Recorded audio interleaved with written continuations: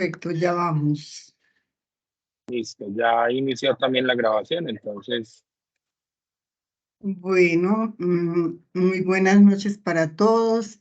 Bienvenidos a este segundo encuentro del Diplomado de Docencia Digital Universitaria. Este segundo encuentro lo hemos denominado Fundamentación Pedagógica y Didáctica. Eh, para los que eh, eh, no tienen formación pedagógica y didáctica, es un tanto complejo abordar estos temas, pero voy a tratar de hacerlo muy sencillo para que no tengan niveles de complejidad altísimos en el tema de la pedagogía y la didáctica, que son unas disciplinas que, si bien es cierto, son fundamentales en el proceso de enseñanza-aprendizaje. eh, Tienen unos niveles de complejidad que hay que ir aproximando, y la razón y el objetivo que persigue esta sesión hacer una aproximación teórica frente a lo que es la pedagogía y la didáctica. Eh, ve,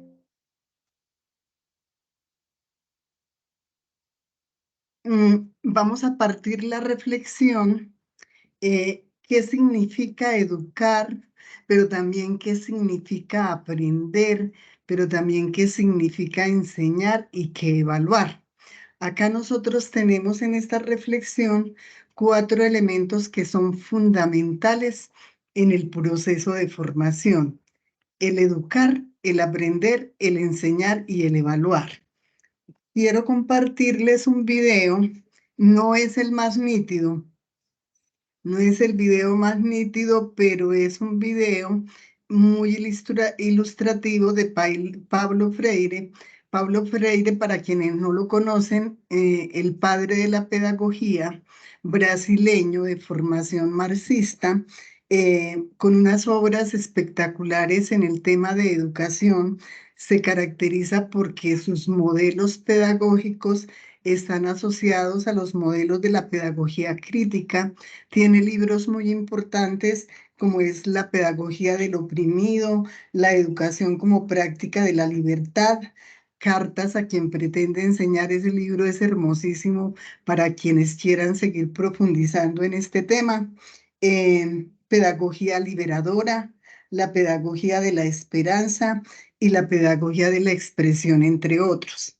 El video que les voy a compartir no es el más eh, transparente posible, tiene muchos problemas de edición, pero es el video que mejor logramos encontrar. Pero hay unas reflexiones importantes que los invitamos a que ustedes realizan, y como queda la presentación, lo pueden ver varias veces. Entonces voy a compartir el video. Cuenta de ahorros Banco Falabella. Transfiere a otros bancos sin costo. Abre ya tu cuenta.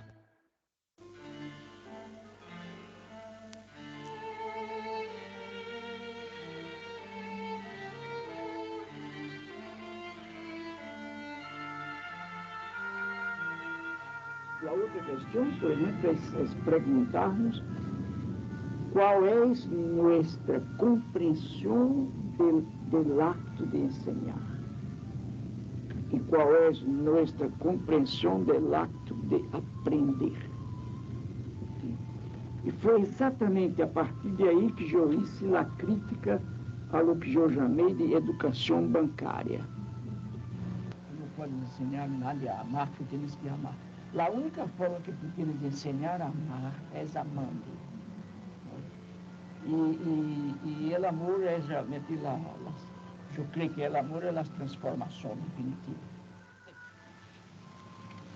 Isto me dice nuevamente que hay que partir, hay que saber partir del nivel donde el educando está, los educandos están. Este es un nivel cultural, e por isso que o educador tem que ser sensível, o educador tem que ser esteta, tem que ter gosto, La educación es una obra de arte. El educador tiene que ser ético, tiene que respetar los límites de la persona. Yo no puedo entrar en ti y respetarte. Yo tenho que respeitar tus sueños, de respeitar tus medos. Pero eu devo também tocar os teus medos, como o psicoterapeuta hace a vezes, o psicanalista. Se tu trabalhas com um grupo metido no silêncio, há que encontrar um caminho para que ele rompa o silêncio. Agora, às vezes nós não encontramos realmente, não há receitas para isso, não encontramos o caminho certo, o caminho certo para alcançar o miolo do silêncio. Se o grupo me quer escutar, não puedo negar-lhe minha voz. Pero em seguida, eu demonstro que necessito também de sua voz. Minha voz não tem sentido sem a voz do grupo. E lo evito e lo desafio. O ponto de partida da educação está no contexto cultural, ideológico, político, social de los educandos. Não importa que esteja este contexto echado a perder. Uma das tarefas do educador é rehacer isto. E nesse sentido é que o educador é também um artista. Ele rehace o mundo. Ele redibuja o mundo. Repinta o mundo. Recanta o mundo. Redança el mundo. Bueno, como pueden darse cuenta,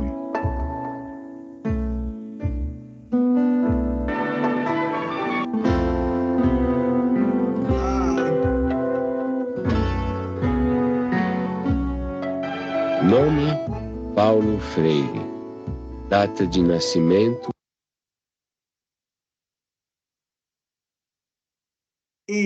como pudieron darse cuenta, aunque el video tiene problemas de sonido, la invitación sí es a que lo podamos ver ya cuando dejemos incorporado la presentación dentro del diplomado, porque hay unas reflexiones importantes. Paulo Freire nos invita a reflexionar acerca de el rol que nosotros como docentes tenemos.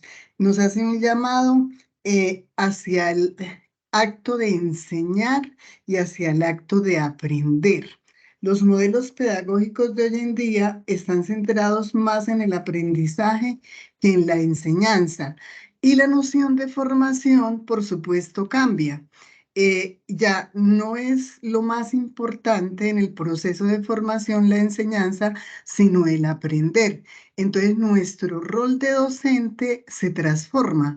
Es cómo diseño estrategias no para enseñar, sino para que el estudiante aprenda. Entonces, cuando él nos dice, hay que partir de la comprensión del acto de aprender y del acto de enseñar, nos está diciendo, transformen esas prácticas, porque el educador debe ser un artista, debe ser un esteta, debe ser ético, debe transformar mundos posibles. Entonces, en ese llamado nos estamos mostrando la sensibilidad que nosotros como docentes debemos tener en un grupo, con un grupo de estudiantes. A veces nos lamentamos y decimos, tan distinto fue cuando nosotros estudiábamos, que nos preocupábamos de aprender, que nos preocupábamos por indagar. Ahora los muchachos no quieren nada, pero la reflexión es cómo reinventamos, cómo redanzamos, como lo dice Freire, ese proceso de enseñanza-aprendizaje para lograr vincular a los estudiantes y captar la atención en su proceso de aprendizaje. Y cómo somos capaces de delegar en el estudiante la responsabilidad de su propio aprendizaje. También nos dice Freire sabiamente, dice, señores docentes, el punto de partida es el contexto cultural del estudiante. El punto de partida es el contexto político, el contexto social. Los problemas de la realidad están allí. El conocimiento es importante, pero siempre y cuando tenga sentido y se articulan las problemáticas de la realidad social. Entonces el llamado de él es, mire, el punto de partida, señores docentes, es reconocer ese contexto cultural, social, político de los estudiantes para que sean capaces de resolver esas problemáticas y hacer uso del conocimiento que le entregamos al estudiante para resolver esas problemáticas. En este sentido, ya dejando a un lado la reflexión, vamos a partir hoy entendiendo que es un modelo pedagógico. Cuando entramos a la universidad nos hablan en los procesos de acreditación, nos dicen hay que tener claro cuál es el modelo pedagógico de la universidad. El modelo pedagógico de la universidad tiene una característica importante que es lo dialógico. Y cuando hablamos de lo dialógico, está la interacción entre estudiantes y docentes permeado por el diálogo respetuoso y libre.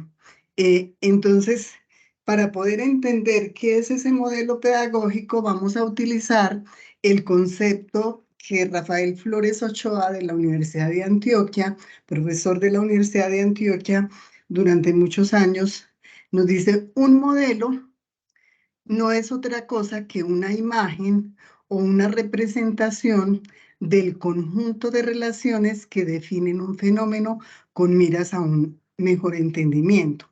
Para el caso del modelo pedagógico, el fenómeno es la educación. Y con miras a un mejor entendimiento son aquellos elementos que intervienen en ese proceso de formación, como son el enseñar, el aprender, el evaluar con su respectivo seguimiento. Entonces, partiendo de ese concepto de modelo, que es una imagen o una representación del conjunto de relaciones que intervienen en el acto educativo, que sería el fenómeno para este caso, lograremos un mejor entendimiento de ese conjunto de relaciones. Cuando nos enfrentamos a un modelo pedagógico o a una clase, así no seamos conscientes, cuando nosotros nos sentamos a preparar una clase, nos enfrentamos al modelo pedagógico, porque nos preguntamos qué tipo de ser humano estamos educando. Esa reflexión, ese preguntar por qué tipo de ser humano estamos educando, ya nos lleva a pensar en el estudiante, ¿cierto? Y de alguna u otra manera lo tenemos que hacer. Otra pregunta obligada es, ¿para qué se educa? Si tiene sentido educar, si tiene sentido seleccionar unos contenidos de formación articulados a unas problemáticas y con eso lograremos educar. Entonces, ahí ya nos estamos poniendo frente a un modelo pedagógico y analizando las diferentes relaciones que intervienen en el acto de educar. ¿Quién educa? Educa la familia, educa el docente, pero cuando la familia nos entrega a esos muchachos en el aula de clase, tenemos una responsabilidad muy grande y hay que mirar cuál es nuestra función como educadores y cuál es la mejor manera de hacerlo. Pero también en esa reflexión de quién educa, tengo que articular la pregunta: ¿cómo aprende el estudiante? El estudiante de hoy no reproduce conocimiento. El estudiante de hoy de pronto es más de imágenes simbólicas. El estudiante de hoy de pronto es más de las redes sociales. El estudiante de hoy en día tiene unas formas distintas de interpretar el mundo. Entonces, ahí es donde nosotros tenemos que asumir la función transformadora de ese acto de enseñar para poder lograr cumplir con las expectativas del estudiante y para mirar realmente si el estudiante aprende de determinada manera, ¿cómo logro llegar a él enseñando? Y algo muy fundamental que está en boga y que en los procesos de acreditación no se deja de lado es cómo se evalúa, cómo se hace seguimiento, porque esa evaluación realmente es la que determina si el estudiante aprendió o no aprendió. Y mire que tanto la sociedad como el Estado tienen los ojos puestos en nosotros y se inventaron los exámenes ECAES para determinar la pertinencia, la relevancia del conocimiento que nosotros enseñamos. Y pueda que esas pruebas tengan muchos errores y tengan muchas dificultades, pero es una manera de medir el trabajo que nosotros como docentes estamos haciendo. Entonces, para estas preguntas que son el conjunto de relaciones que intervienen en el proceso, en el acto de aprender y de enseñar, hay una recomendación. Los docentes tenemos que incorporar múltiples, diversas prácticas, diversas articulaciones de modelos. Aunque lo ecléctico no es muy bien visto, estamos en una etapa en que hay que combinar esos modelos, porque definitivamente el estudiante se transformó. Y con la pandemia sí que se transformó. Entonces, definitivamente tenemos que ser artistas en esa combinación de modelos para lograr llegar al estudiante en ese proceso pedagógico.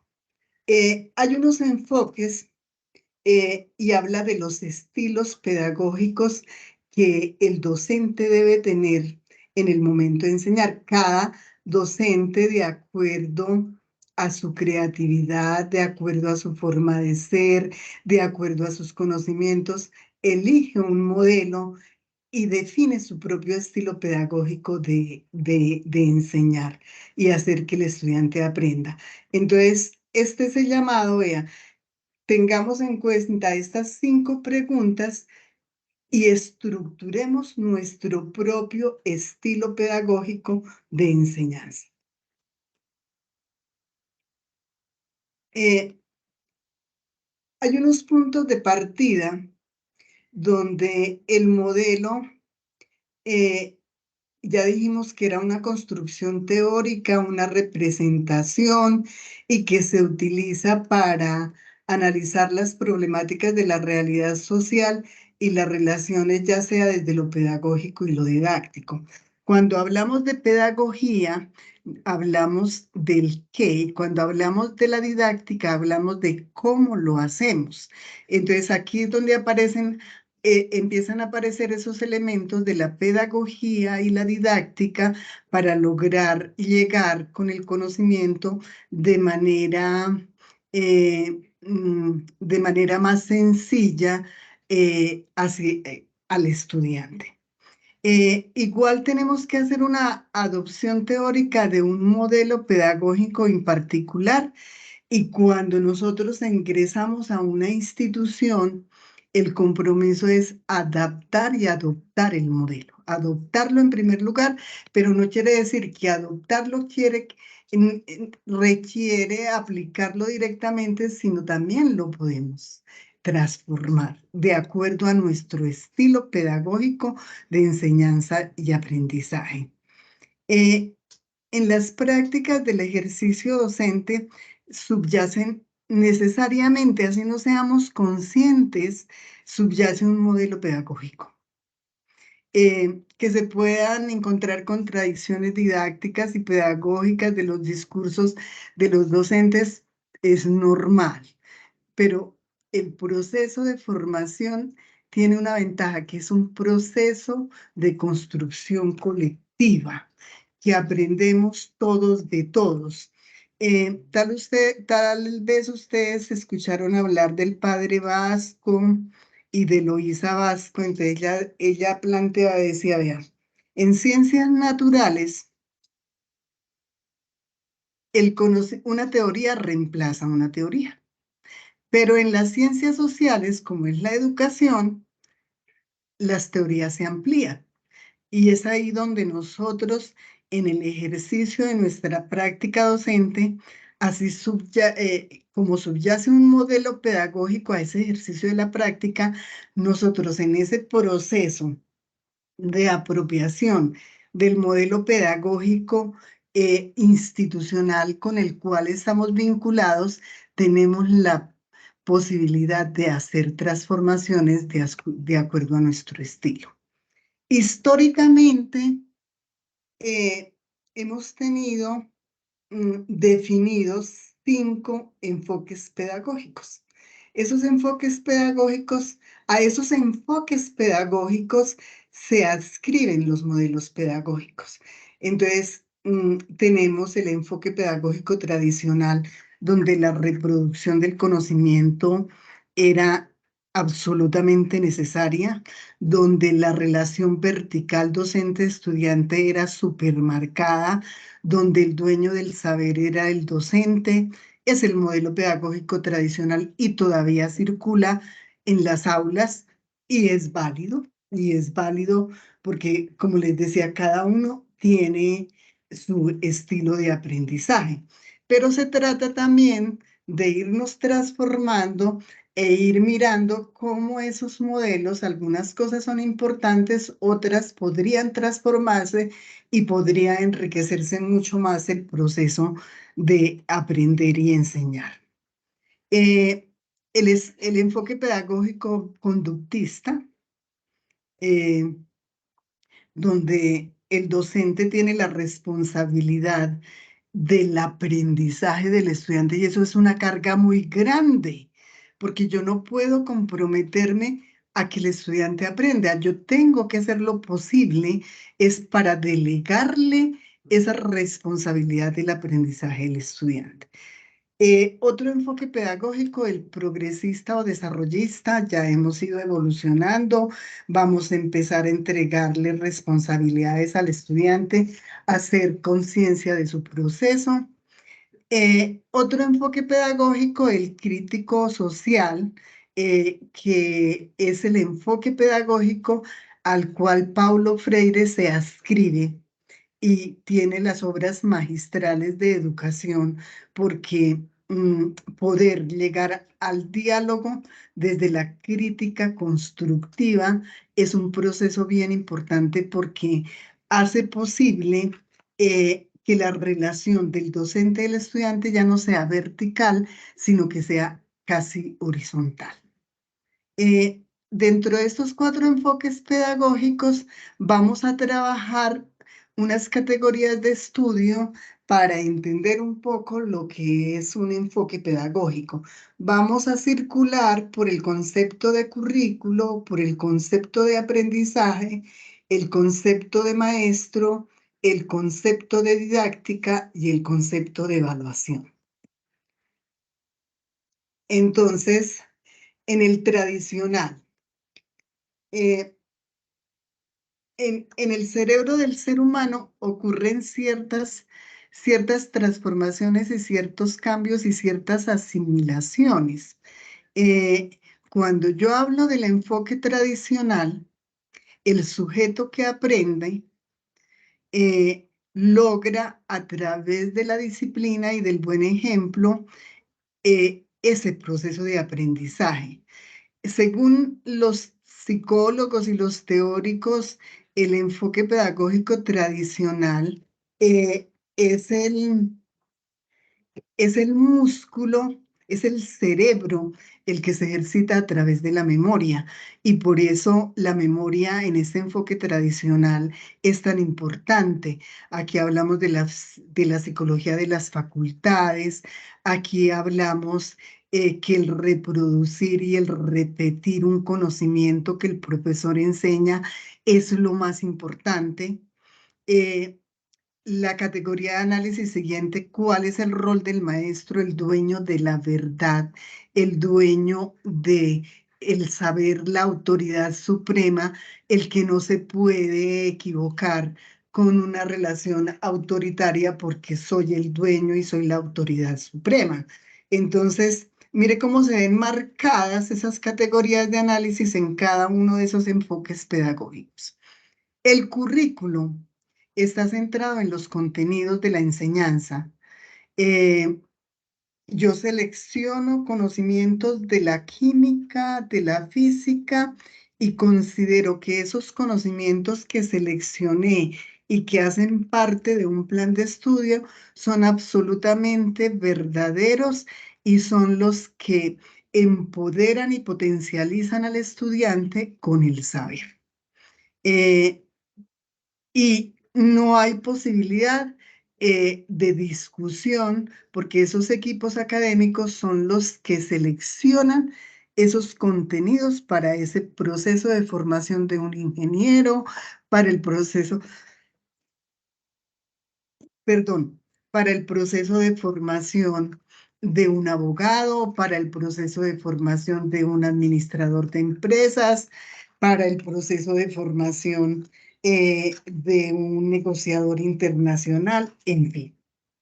Y la evaluación obviamente está articulada a lo anterior, al aprendizaje. Entonces, el resultado tiene que ser la reproducción de ese saber que yo le entregué al estudiante para yo poder valorar y calificar. Y tiene que ser exactamente igual para tener una buena calificación. En el modelo pedagógico conductista, entonces tenemos el aprender por asociacionismo de estímulos de triple relación, enseñanza, refuerzo. Entonces, aquí el conductismo, el asociacionismo es importante. El maestro, entonces, para que el estudiante aprenda, siempre habrá una retroalimentación, una enseñanza, una retroalimentación y el refuerzo, para estar seguros de que realmente el estudiante se aprendió. Hay un poquito de transformación entre el tradicional y el conductista, pero sigue siendo el conocimiento lo más importante, los contenidos de formación que tienen que reproducirse, solo que hay 3 elementos fundamentales, que es yo como maestro enseño, pero tengo la responsabilidad de reforzar esa enseñanza y luego tengo que reforzar ese conocimiento para realmente estar seguro. En ese caso, el rol del docente es un diseñador de la instrucción, pero también tiene esa autoridad vertical.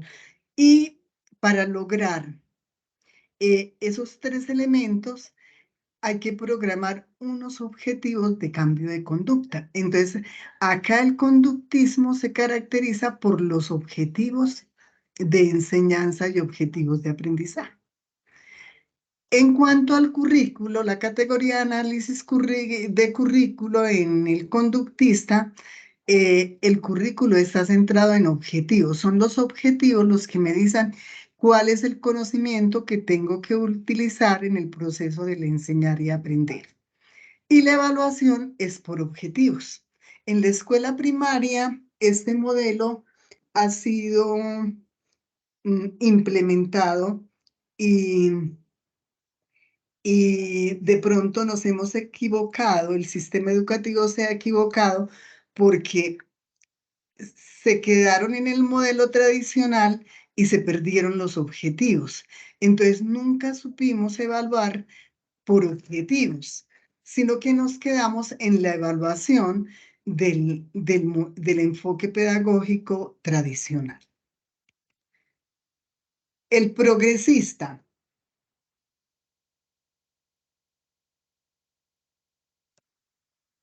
El modelo pedagógico progresista, el desarrollo precede al aprendizaje. Es el desarrollo del sujeto que aprende el que hace que haya asimilación, el que hace que haya acomodación de experiencias físicas y sociales. Aquí ya empieza a aparecer el elemento de contexto, lo que nos decía Freire. Hay que partir del contexto cultural, social y político para poder entender el mundo y para poder transformarlo. Entonces acá ya viene un elemento muy importante que empieza a marcar la diferencia con los dos modelos anteriores. Entonces, el maestro se convierte en un agente facilitador del proceso, en un agente estimulador del desarrollo orientado a experiencias significativas. Entonces, una experiencia significativa cuando deje algo para mi vida práctica. Una experiencia es significativa cuando yo como estudiante sigo indagando sobre una temática y una problemática en particular. Es significativa cuando me queda algo para mi vida profesional. La categoría de análisis en un currículo para el modelo progresista está centrado en los procesos del estudiante, esos procesos cognitivos, subjetivos, investigativos, de construcción colectiva, de participación abierta, de participación liberadora, y la evaluación se hace por procesos de desarrollo. Pero vale la pena mencionar que en evaluación sí hemos estado muy quedados. Siempre hemos estado pegados a la evaluación del modelo tradicional. El crítico social, en el que se adscribe toda la teoría de Freire, entonces el aprendizaje también, igual que el anterior, antecede al desarrollo. Se presenta primero una aproximación interpsíquica del sujeto que aprende, y el elemento más importante del aprendizaje es la construcción social del conocimiento. Y cuando hablamos de construcción social de conocimiento, hablamos de los equipos, hablamos de la participación, hablamos de la interacción, que es la que hace posible que el conocimiento se consolide y que el estudiante realmente aprenda para la vida. El maestro. Entonces, el rol del maestro es un ser dialógico que escucha, la escucha generosa con sus estudiantes, porque a veces nosotros somos un tanto hoscos y no nos acercamos a los estudiantes. A veces vemos que hay problemas y como dice, hay hartos problemas tengo, yo no me pongo un problema más. Entonces hay que ir como transformando esa práctica de acercarnos y aproximarnos al otro para conocer sus propios miedos, como lo decía Freire, que no nos dé miedo, valga el pleonasmo, aproximarnos a los miedos que los estudiantes se enfrentan diariamente, a sus limitaciones, a sus necesidades, y tratar de que ese sujeto que aprenda se transforme en un agente de cambio intelectual y cultural. Entonces, ahí ya habremos ganado el año, profesores. El currículo, entonces, está centrado en los procesos individuales y colectivos. Porque si bien es cierto, lo individual es importante, porque cuando yo me enfrento a una prueba de saber pro, lo hago de manera individual, el diálogo y esa colectividad, esa reflexión y ese proceso de construcción colectiva hace que me enriquezca y que por esa razón pueda tener más elementos de juicio en la apropiación del conocimiento. Y la evaluación acá, hablamos de procesos de transformación individual y colectiva. Hoy en las universidades, cuando nosotros iniciamos, nos hablan de los resultados de aprendizaje. Entonces, si nos dan unas teorías y nos dicen, y nosotros a veces nos confundimos y decimos, ¿y eso con qué se come? ¿Qué es un resultado de aprendizaje?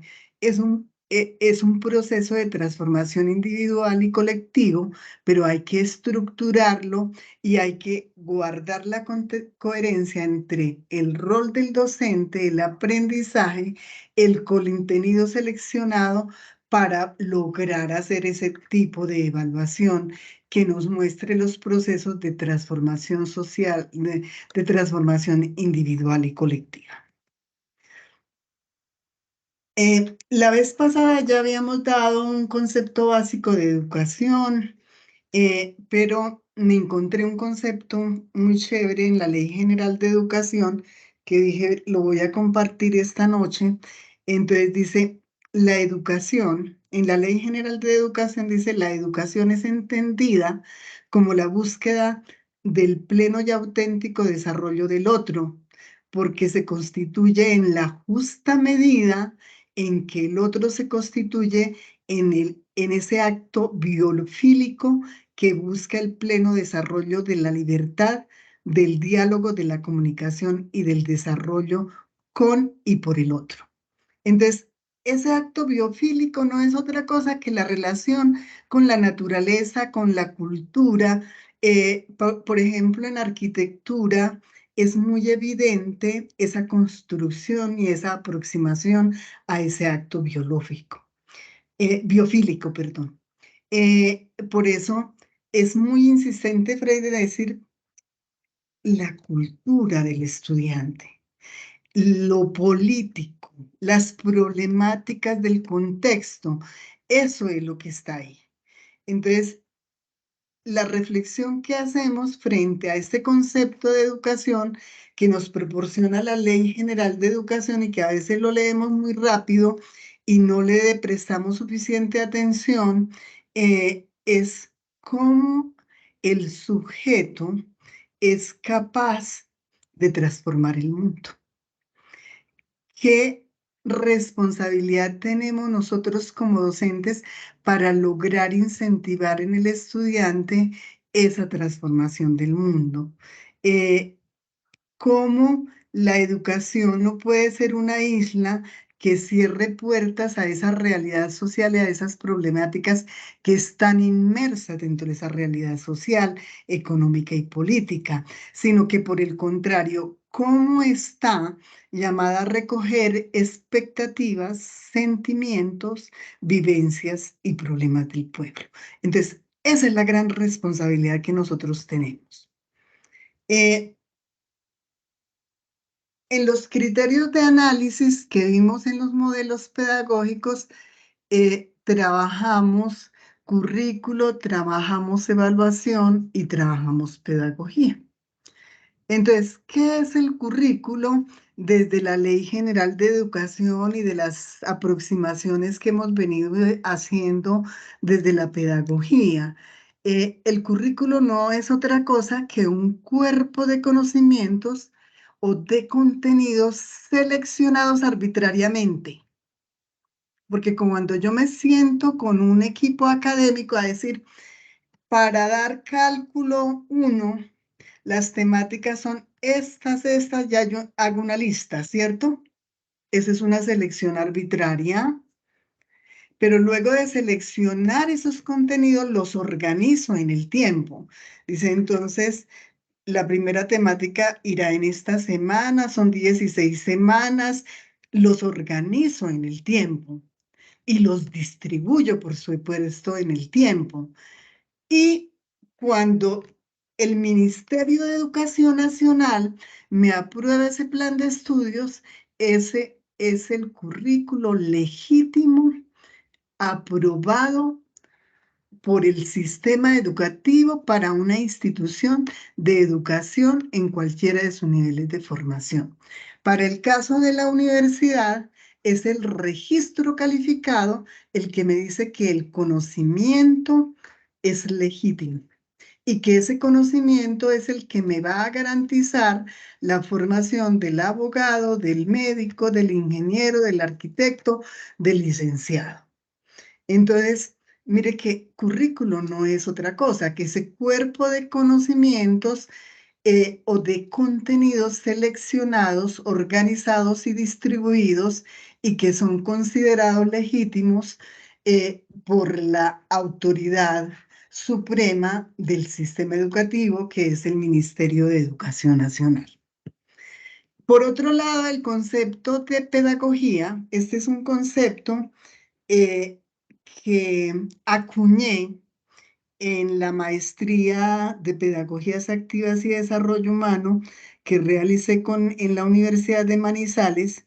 Y entonces, en el trabajo de la tesis, acuñé ese concepto de pedagogía. Dice, es un proceso de interacción social, porque los sujetos que aprenden somos sujetos sociales, que promueve la reflexión, la interpretación, la comprensión y organización del conocimiento para diseñar acciones o estrategias que permitan estructurar las prácticas educativas en el desarrollo del aprendizaje de los estudiantes. Mire la fuerza que lleva ese concepto de pedagogía.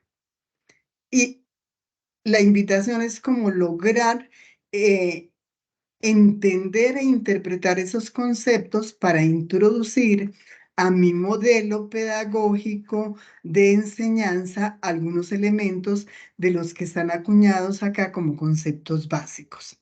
Y la evaluación también fue un concepto que acuñé, pero ya con lo que se está trabajando de resultados de aprendizaje, pensaría que tiene vigencia, pero habría que reestructurar ese concepto, actualizarlo a ese concepto de resultados de aprendizaje. Entonces dice, la evaluación es un proceso de construcción social. Es un seguimiento, y ahí no estamos diciendo nada, y el resultado de aprendizaje marca el seguimiento y un acompañamiento permanente en el que se debe presentar con claridad la estructura de aprendizaje que soporta la formación. Acá las cascaritas no valen, porque a veces en la evaluación decimos, ay, los voy a rajar, voy a evaluar con 5 palabras. Pero entonces los resultados de aprendizaje tienen una estructura. Dice, para que una pregunta esté bien hecha, hay que diseñar el objeto de conocimiento, hay que tener clara cuál es la condición para que ese objeto de conocimiento me va a servir para la vida práctica y para tener un buen entendimiento. Entonces, mire que ya las cascaritas en la evaluación se acabaron. Por otro lado, hay unas fuerzas que hacen que haya una distancia entre la didáctica y la pedagogía y algunos teóricos digan que la didáctica no es importante, pero la didáctica pienso que sí es el arte de enseñar. Que se articula directamente con la pedagogía. Los límites son tan sensibles entre la pedagogía y la didáctica que la pedagogía me determina el qué enseñar, mientras que la didáctica me da el cómo. Y es ahí donde el arte es muy importante en ese diseño de estrategias para poder lograr que el estudiante aprenda. A nivel teórico, se dice que la didáctica analiza, describe, explica el proceso de enseñanza-aprendizaje para de este modo generar conocimiento sobre los asuntos educativos que están permeados por las normas y los principios que se constituyen como conocimiento teórico para enseñar.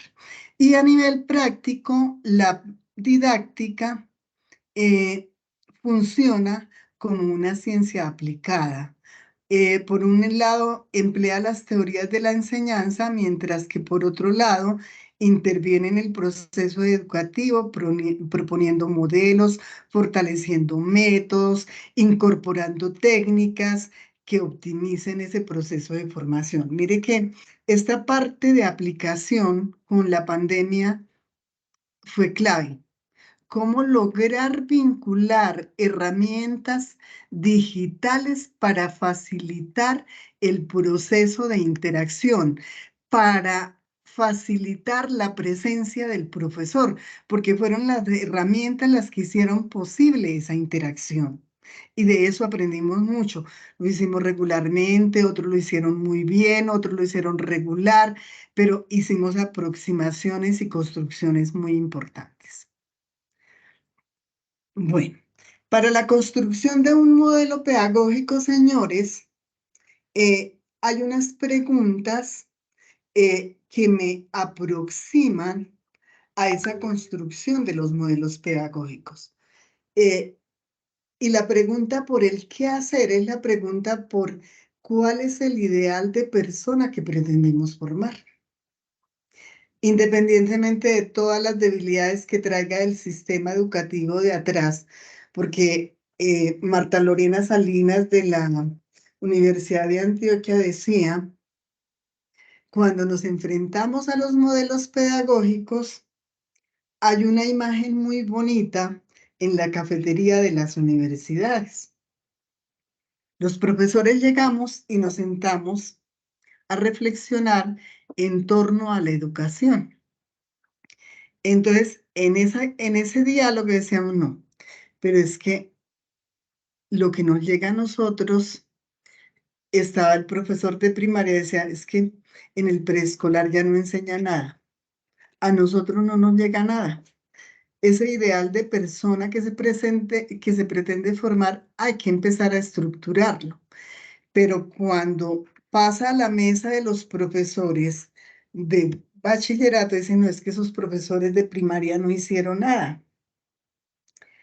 Y cuando ya llegan los del bachillerato y los profesores de la universidad, recién los estudiantes dijeron, no, pero es que no hicieron nada en preescolar, nada en la básica primaria y nada en el bachillerato. A nosotros nos llegan estos muchachos sin saber nada.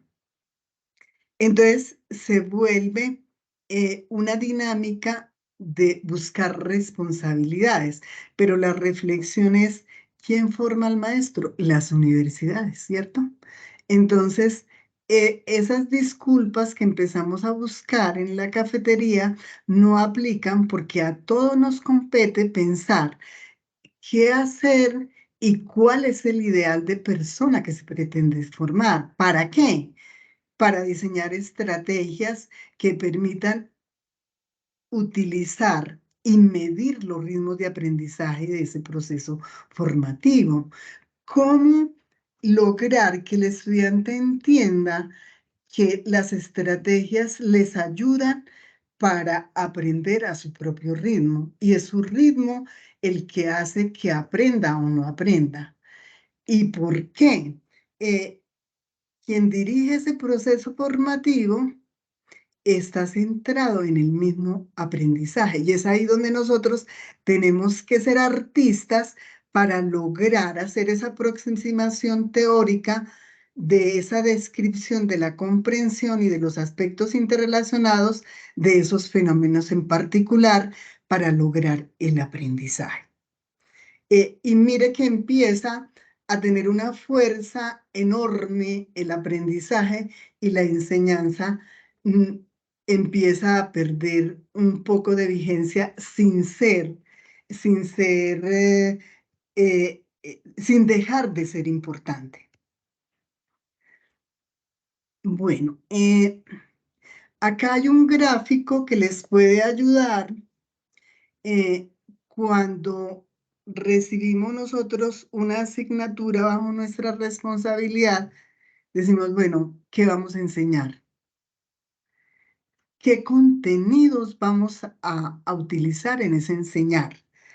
Y como todas las universidades tienen las unidades organizativas del conocimiento, algunos llaman plan de trabajo, plan integral de curso, otros lo llaman carta descriptiva como en la universidad. Entonces, esos contenidos están ahí. Entonces, pero como están esos contenidos, tengo que articular el qué enseñar y qué objetivos voy a plantear para ir seleccionando e ir clasificando ese conocimiento para luego decir, bueno, ya con esto que hago, ¿cómo lo enseño? ¿Cuál es la mejor manera de llegar con ese conocimiento al estudiante y armar unas secuencias lógicas del proceso de aprendizaje del mismo estudiante? Y es ahí donde la pregunta por el cuándo enseñar se convierte en fundamental. ¿Y por qué? Porque hay que diseñar las actividades de aprendizaje-enseñanza. Y hay que introducir una metodología para que al final tengamos resuelto el qué, el cómo y el cuándo evaluar.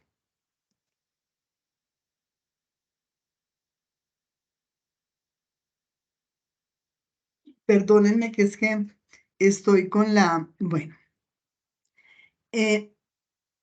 les quiero compartir en la noche de hoy el test de Cole, el test de estilos de aprendizaje de Cole. Es un test que lo deberíamos utilizar todos los docentes cuando iniciamos un proceso. Entonces, en este test vamos a encontrar varios elementos que nos permiten identificar. Lo vamos a hacer con nosotros esta noche. Nos vamos a gastar 10 minuticos eh, para determinar si nuestro estilo de aprendizaje es de acomodador, entonces soy un pragmático. Si mi estilo de aprendizaje es convergente, seré reflexivo. Si mi estilo de aprendizaje es divergente, seré activo. Y si mi estilo de aprendizaje es asimilador, seré más teórico. Pero generalmente en este test todos tenemos alguna cosita de esos 4 elementos que me permiten identificar mi propio estilo de aprendizaje. Carlos Fernando, si me hace el favor, me pasa ¿por el qué? Por el chat el enlace para que apliquemos el test. Ustedes contestan las Ya se preguntas. lo voy a pasar. Lo va a pasar, ¿cierto, Carlos? Sí, señora, ya lo voy a compartir a todos aquí en el chat. Bueno, gracias. Entonces nos aproximamos a responder esas preguntas, luego analizamos cuáles son los estilos de aprendizaje y cada uno de los participantes en un minutico nos va a decir qué identificó en el test.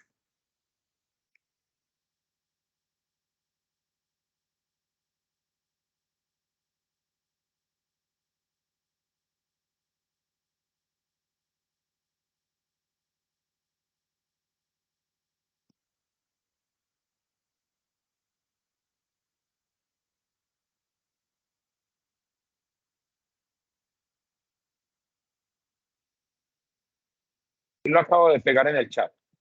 Bueno, muchas gracias.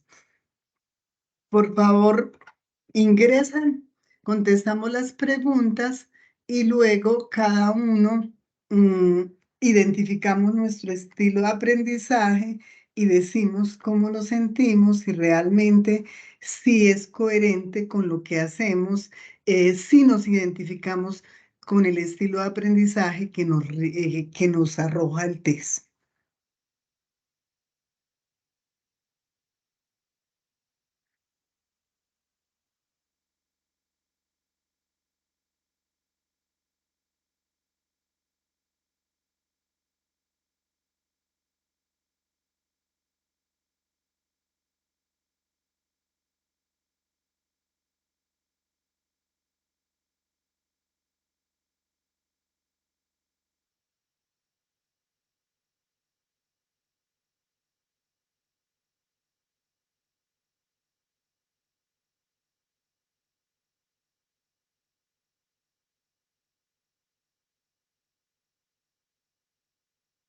¿Ya todos ingresaron?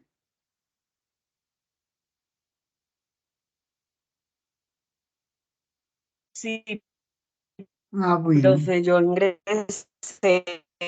Buenas noches, no sé si se selecciona la respuesta, no sé, creo que tengo aquí un problemita, pero ya veo. Hay unas preguntas, ¿cierto? Con múltiple opción de respuesta. Tú seleccionas una en cada pregunta y al final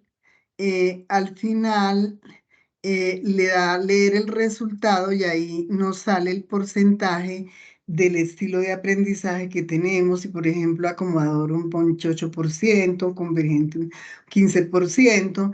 Entonces, vamos a mirar las características de esos estilos de aprendizaje para triangular con nuestro estilo con el estilo que nosotros creemos tener.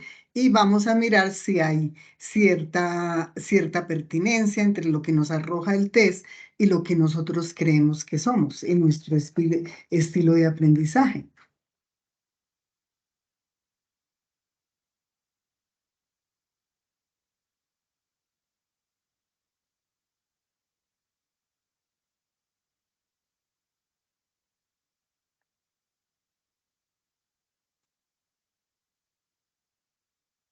Hay un pedacito que dice, hay una orientación inicial, ¿cierto?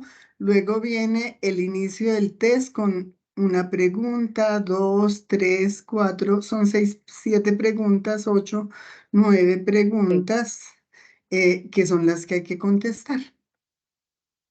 Las deben ordenar, se deben de ordenar Sí, según creas lo que lo describe mejor a uno frente al planteamiento que están haciendo en la pregunta. Ujú. sí, así es, muchas gracias. Es un arrastrar, exacto, para organizarlos. Sí, ahí tienen la técnica de arrastrar y ordena secuencialmente.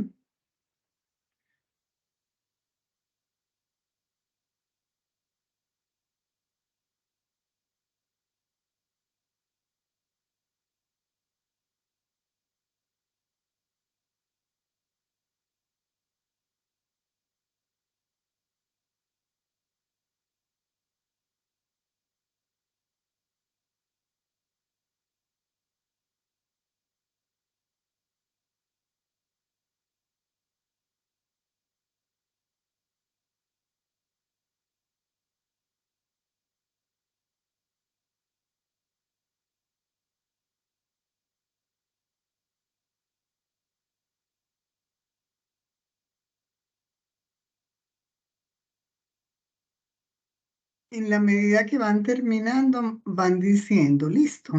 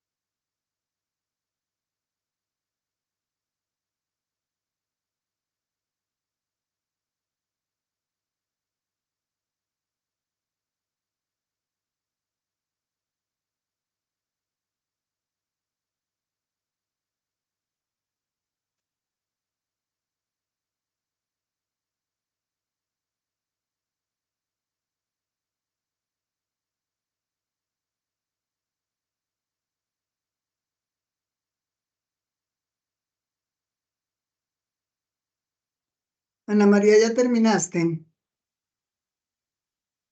Sí, ya terminé el test. Me salió pues la misma puntuación entre convergente y asimilador.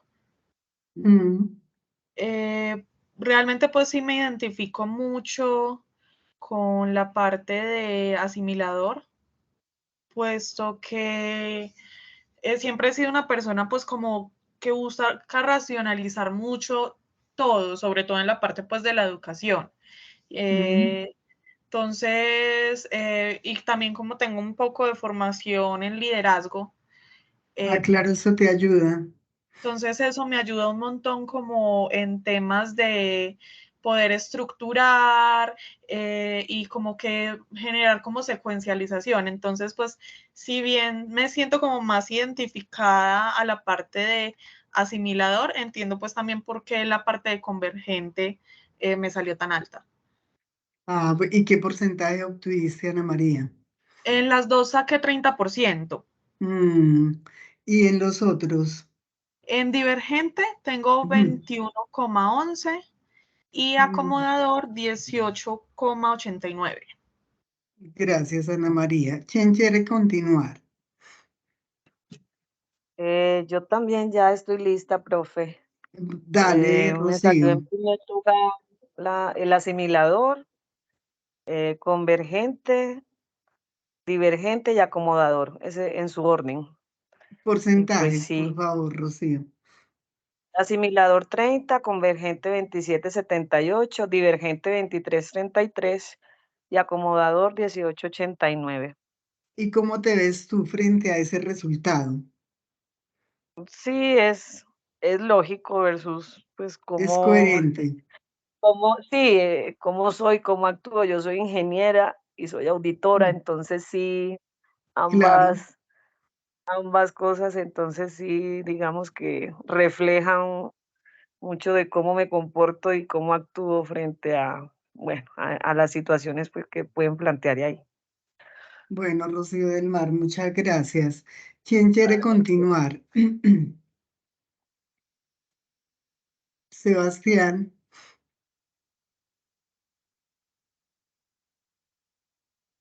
O Zaira.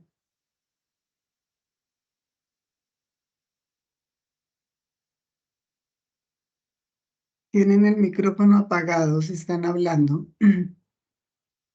A mí me salió asimilador con un 31% y acomodador con un 25%, divergente 23% y convergente 20%. ¿Y cómo te ves frente a ese resultado del test? Sí, yo soy pues, digamos que muy numérica, entonces voy mucho a la cifra. Me caracterizo, Ah, pues me identifico mucho con el resultado. Bueno, Zaira, muchas gracias. A ver, te escuchamos, Sebastián. ¿O seguiste enfermo?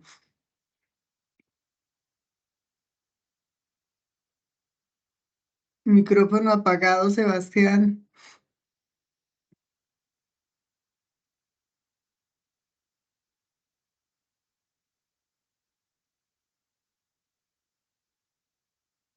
Sebastián. Bueno, creo que perdimos a Sebastián.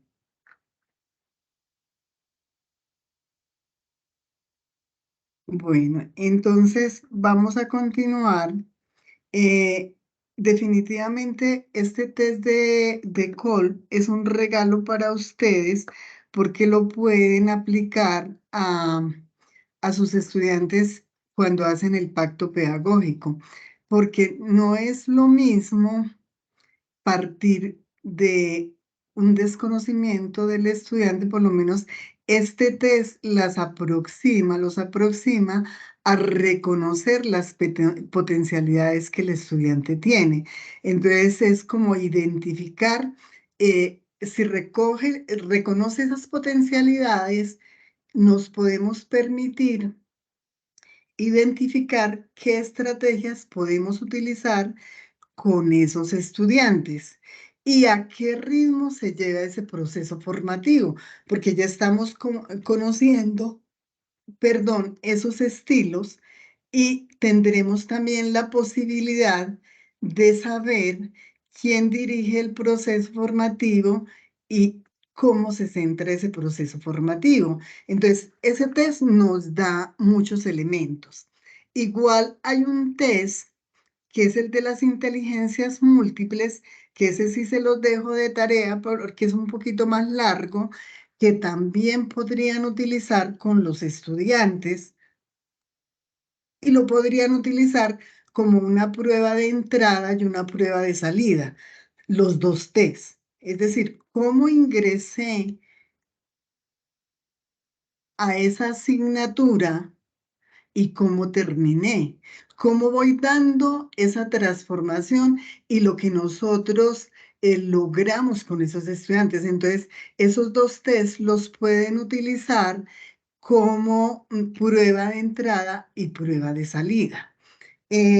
A diferencia de la sesión pasada, que fue un ladrillo grandísimo, el de hoy fue mucho más light.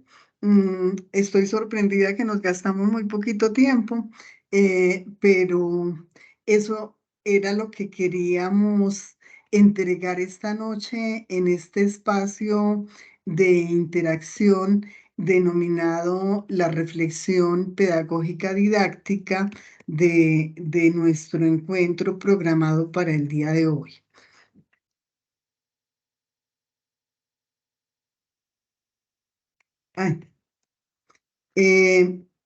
Si tienen alguna pregunta, si hay alguna aclaración que se deba hacer, por favor me la hacen saber para hacer las aclaraciones pertinentes. Si no hay preguntas, agradecerles la participación en este espacio y vernos en el próximo encuentro. Los escucho. Pero antes de despedirnos, sí quisiera que cada uno evaluara la sesión de esta noche, si no hay preguntas.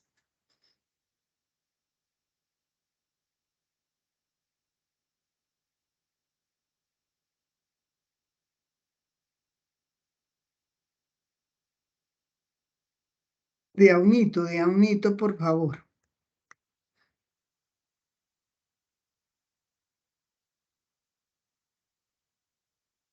Hagamos la evaluación, empecemos con Zaira.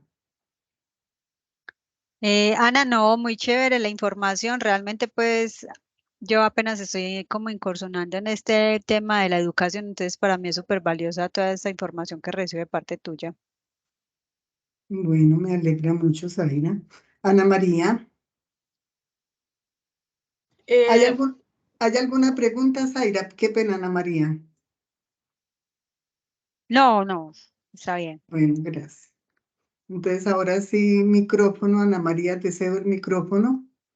Hola, pues yo tampoco tengo ninguna pregunta, pero como decía Zaira, yo también estoy entrando de a poco al tema de la docencia, entonces me pareció muy importante para resolver como algunas dudas que tenía como un poco dispersas en mi cabeza, o sea, que no había podido asentar y que con el recorrido de la clase pude como dar respuesta, como digo, a estas dudas que estaban como muy dispersas, muy en las nubes.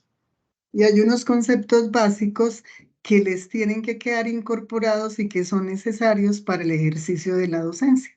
Entonces me parece como muy importante la sesión por esos conceptos básicos que ustedes tienen que manejar. Te escucho y te cedo micrófono, Rocío del Mar. Profesora Ana, no, yo tampoco tengo pues como una inquietud que deba manifestarle en el momento. Le agradezco muchísimo el contenido compartido. He tenido más o menos experiencia o aproximaciones pues con el tema de la docencia y es bien bonito pues como uno tal vez ponerse como en esos planteamientos que con los que inició la clase, ¿cierto? De cómo aprendemos y cómo enseñamos. Entonces, bueno, eso es lo que me queda de reflexión principal de la sesión de hoy. Muchas gracias. Y ubicarnos en un marco histórico y cómo ha ido evolucionando la educación y cómo adquirimos cada vez más responsabilidades frente al proceso de formación. Entonces, Sí, sí. eso no lo podemos dejar de lado. Así es, Sebastián, ¿no? Y con ¿estás? los hijos igual. Exactamente. Y con ellos sí que hay que hacer Muchas una gracias. labor importante. Así Nos es. enseña a amar, nos decía Freire, si no sabemos amar. y la educación es un acto de amar. Sí, Sebastián, señora, así. Sebastián está por ahí. Es que Sebastián está delicadito de salud. Bueno, Carlos Fernando, muchísimas gracias por el acompañamiento. Si no tenemos más inquietudes, les deseo una feliz noche y nos vemos dentro de 15 días. Les recuerdo, y me gustaría que Carlos Fernando les hiciera un recorderis, frente al foro de la segunda unidad solo había participado Zaira. No se dejen quedar. Abrimos el espacio de las fechas hasta el martes para la participación del foro 2. Hasta luego, muchas gracias. Sebastián, ¿llegaste? Bueno, entonces se reprogramaron fechas hasta el martes para que puedan ponerse al día con el foro número 2. ¿Queda claro, cierto? Efectivamente, Ana M., y no solamente con el foro, sino con la evaluación en línea. Ajá. Quedó habilitada para el martes 17 hasta las 23:55, ambas actividades. Igualmente, ahorita le escribí a Rocío del Mar, quien nos compartió el foro a través del documento de Word en el correo. Ella se lo reenvía a usted, Ana M., y le escribí a ella que si había, y aprovecho para preguntarle si presentó ya el examen en línea de la unidad número 1, y si no, para yo entonces habilitarle al usuario de ella una excepción para que lo pueda presentar también en el transcurso de este fin de semana. Sí, Carlos, ahí te acabé de responder el correíto. Ambas evaluaciones las pude hacer, pero no participar en el foro. Igual, bueno, yo me comunico contigo. Te agradezco mucho. Claro que sí, no hay ningún problema. Cualquier cosita, no duden en escribirnos, en comentarnos qué les está pasando, qué necesitan, que estamos aquí para colaborarles en todo lo que sea necesario y esté en nuestro alcance. Vale, Sí, muchísimas gracias. Qué pena, yo no había podido participar en el foro pues porque tuve un pequeño inconveniente este fin de semana, pero pues ya hoy en la tarde me puedes atrasar, entonces esperaría que a más tardar hoy lo suba y haga la evaluación, pero igualmente muchas gracias por la información de que se amplió. Sí, hasta el 17 a las 23:55, así es. Bueno, fue un gusto saludarlos, haber compartido con ustedes, que tengan una feliz noche. Muchas gracias, hasta luego. Buenas noches para todos, que estén muy bien.